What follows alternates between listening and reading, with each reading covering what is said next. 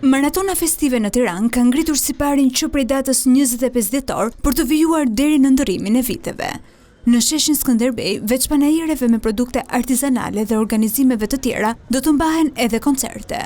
Por Bashkia e Tiranës vëmendjen për festa duket se këtë herë e ka çuar edhe për te qendrës së kryeqytetit.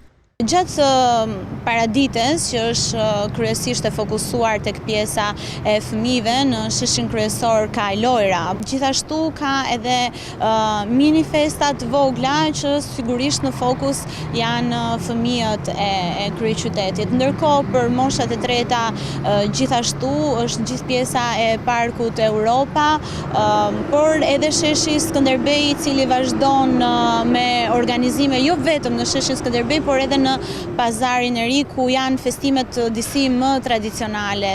Edhe më datë 31, Bashkia ka organizuar një koncert i cili do të nisë në orën 19. 10 artistë do të ngjiten në skenë duke dhuruar performanca për të gjithë ata që në këto vigjilje festash do të jenë në shesh. Sigurisht do të kemi edhe këtu koncertin e madh në sheshin Skënderbej.